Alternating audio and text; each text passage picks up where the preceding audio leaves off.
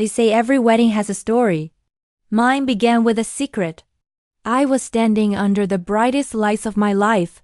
Flowers everywhere, music wrapping the air in happiness, yet inside me something felt wrong. My mother held my hand too tightly. Her grip didn't feel like joy, it felt like fear. I smiled, trying to hide the tremble in my lips, but her eyes were trembling too. She leaned close and whispered only to me, "Sweetheart, don't say yes until you know what he's hiding." The ceremony froze. The priest's voice faded into distance. The guests smiled, unaware that a storm had already begun to gather. Before that moment there was light, beautiful, simple light. I met Ethan 3 years ago on a rainy afternoon when he covered me with his umbrella and said, "You look like you're fighting the whole sky." We laughed, walked to the cafe, and by the time we reached the door, something inside me had changed. The calls, the late-night talks, the laughter, they felt endless, effortless.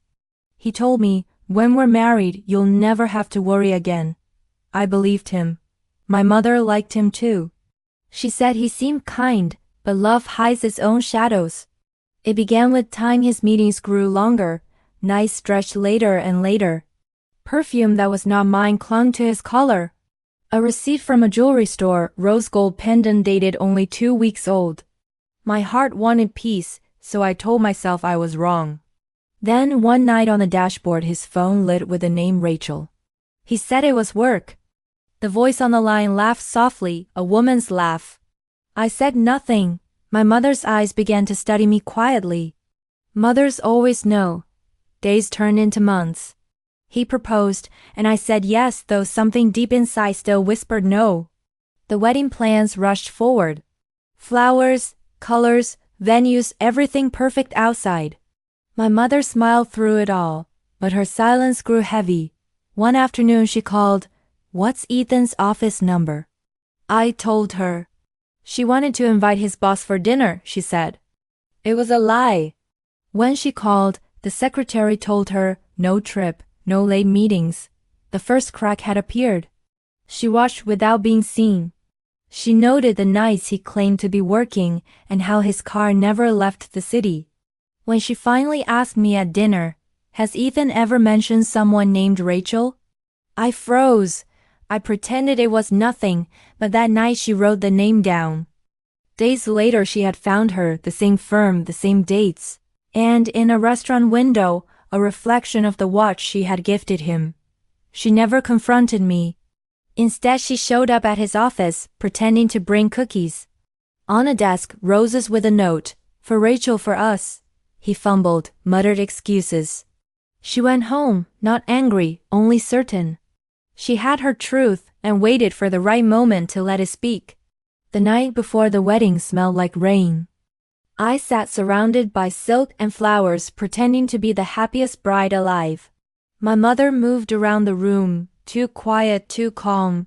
Ethan didn't call. Midnight tea steamed in our hands. I asked half-jokingly, "What if something goes wrong tomorrow?" She answered, "Then at least you'll know it wasn't your fault." She kissed my forehead and turned off the light. I didn't sleep. At 3 a.m., she was awake too, scrolling through something that glowed on her phone, screenshots perhaps. When she saw me watching, she smiled faintly. "Can't sleep?" "Just excited." "Yes," she said. Excitement and truth feel the same right before they break. Morning arrived like a photograph, perfect and unreal. Guests filled the hall, violins played, cameras flashed. I walked toward him, every step a question. He looked proud, confident. My mother stood behind the crowd, her phone in her hand. The priest began the vows. "Do you, Clara, take Ethan?" My mother's voice whispered near my ear. "Don't say yes until you know what he's hiding." The words circled through me. The guests waited. Ethan's smile wavered. Then my mother spoke aloud, steady as steel. "She deserves the truth before she promises her life." Gasps rose. Ethan turned. "Mrs. Dalton, not now." She lifted her phone. On the big screen behind us, our engagement slideshow turned to new images. Ethan and Rachel at dinners, hotels, holding hands, laughing. A hush filled the hall. He whispered, "It's not what it looks like, But the next photo said otherwise. Messages, receipts, a video where Rachel's voice laughed. He told her he's at work. Poor Clara. The bouquet slipped from my hands. My mother said quietly, "This wedding is over." Ethan reached for me, mouthing apologies I didn't need. "I'm glad she spoke first," I said. "If she hadn't, I might have said yes." My mother took my hand and led me down the aisle. Behind us murmurs swelled, but her voice was calm. Outside the hall the air was sharp and real. For the first time in months, I could breathe. After the wedding that never was, silence became my daily companion. News of the scandal spread. The photos leaked. Ethan lost his job, Rachel disappeared. My mother never admitted anything. She just drank tea and read the paper. When I asked if she'd send the files, she smiled. Truth doesn't need a sender.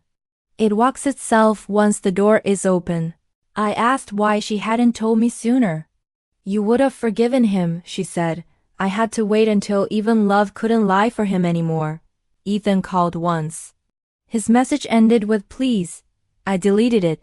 Some doors closed quietly. Weeks later I saw him on the street, no suit, no smile. He froze. I nodded, nothing more. My mother said people asked if she regretted exposing him. "Regret is for lies we tell, not truths we reveal," she always answered. Slowly whispers faded. One rainy evening she and I sat on the balcony. She mentioned my wedding flowers. White roses mean loyalty. Maybe they were planted in the wrong garden. We both laughed. That was her revenge, letting truth speak louder than pride. Healing didn't come instantly. It arrived quietly with a breath that didn't hurt anymore.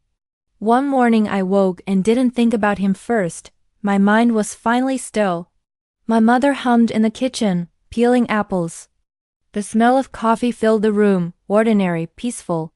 I loved the sound of normal. I rebuilt through small routines, work, errands, the red scarf he once disliked. It suited me after all. I forgave not for him, but for myself. Freedom tastes like forgiveness spoken silently. I returned to the lake once. The water looked the same, but I didn't. I whispered to my reflection, "You were right, Mom." Silence was my shield. At dinner that night she lifted her glass and said, "To every ending that saved us." We clinked glasses and a soft laugh replaced old cries. Life moved forward. Headlines came and went. None of them touched us. My story was no longer about what he did. It was about who I became after. Betrayal doesn't end a life, it rewrites it. It teaches strength that whispers instead of screams. I once thought justice meant watching someone fall. Now I know it means learning how to stand again. Revenge isn't fire. Sometimes it is truth, sometimes peace, and sometimes just a quiet breath of clarity. When I look back, I don't see the broken wedding. I see the woman who walked away and a mother strong enough to hold silence like a sword. Without that heartbreak, I would never have known myself. Without those lies, I would never have known what love truly isn't. Pain taught me my borders, and beyond them I found freedom. If you've been betrayed, release the anger. Bitterness is their ghost living inside you. Set it free. Justice will come quietly, through time, through truth. Because secrets cannot stay buried forever, they always find their echo. These were the whispers of betrayal. These were the whispers of revenge. More truths await. The whispers are never over.